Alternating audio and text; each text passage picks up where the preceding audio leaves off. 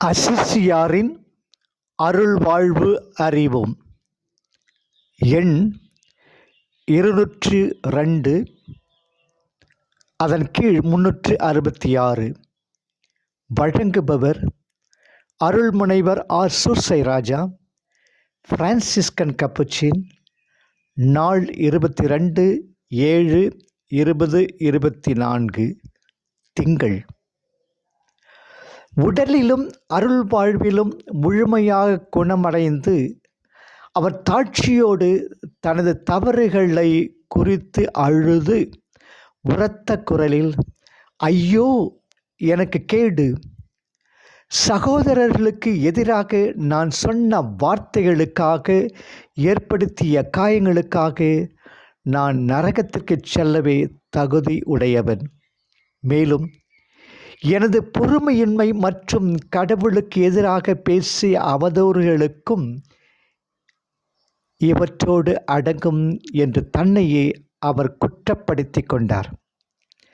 அவர் 15 நாட்களாக தொடர்ந்து தனது பாவங்களுக்காக கண்ணீர் வடித்து கடவுளுடைய இரக்க பெருக்கத்திற்காக மன்றாடினார். மேலும் ஒரு குருவிடம் முழு பாவ அறிக்கையிட்டு ஒப்புரவு அருள் அடையாளத்தை பெற்று கொண்டார்.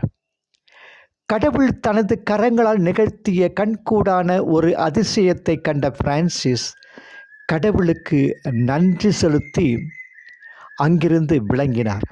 ஏனெனில் தனது பெருமையை தேடாது கடவுளின் மாட்சியையும் பெருமையை மட்டுமே தேடிய அவர் எல்லாவித பெருமைகளிலிருந்து விலகி ஓடிட விரும்பி தொலைதூர நாட்டிற்கு அவர் சென்றார். அசிசியாரின் அர்த்தமிகும் அருள் வாழ்வு. அற்புத குணம் பெற்ற தொழுநோயாளர் கடவுளின் விருப்பத்தின்படி 15 நாட்கள் தவத்திற்கு பிறகு உடலிலும் அருள் வாழ்விலும் குணம் பெற்ற அவர் மற்றொரு நோயால் பீடிக்கப்பட்டார். அவர் திரு அவையின் அருள் அடையாளம் என்ற ஆயுதம் என்ற நல்மரணம் அடைந்தார்.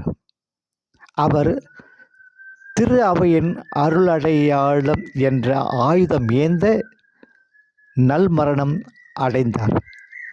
அவரது அருள் வாழ்வு வான்வீட்டிற்கு ஏறி செல்கையில் வனப்பகுதியில் மன்றாட்டில் ஈடுபட்டிருந்த பிரான்சிஸ்க்கு ஆகாயத்தில் தோன்றி, உங்களுக்கு என்ன நினைவிருக்கிறதா என்று கேட்டார். யார் நீ என்று பிரான்சிஸ் பதிலுக்கு கேட்டார். நான் தான் உங்களுடைய தயவாலும் ஆண்டவராம் இயேசு கிறிஸ்துவினாலும் சுகம் பெற்ற தொழு நோயாளி. இன்று நான் முடிவில்லா வாழ்வுக்கு செல்கிறேன். கடவுளுக்கும் உங்களுக்கும் நான் நன்றி செலுத்துகிறேன். உங்கள் உடலும் ஆன்மாவும் ஆசீர்வாதத்தால் நிறைந்திருக்கட்டும். உங்களின் தூய வார்த்தைகளும் செயல்களும் ஆசீர்வதிக்கப்பட்டதாக இருக்கட்டும். ஏனெனில் உங்களால் பல ஆன்மாக்கள் உலகில் மீட்கப்படுவார்கள். நீங்களும் உங்களது சபையும் உலகெங்கிலும் புனித கனிகளை தாராளமாக ஏராளமாக தருவதை குறித்து வானதூதர்களும் புனிதர்களும் கடவுளுக்கு நன்றி கூறாத நாள் ஒன்றும் இருந்ததில்லை என்பதை நீர் அறிந்து கொள்ளுங்கள். எனவே ஆறுதல் பெற்று கடவுளுக்கு நன்றி செலுத்தி அவரது ஆசிரை பெற்று இருங்கள் என்றார்.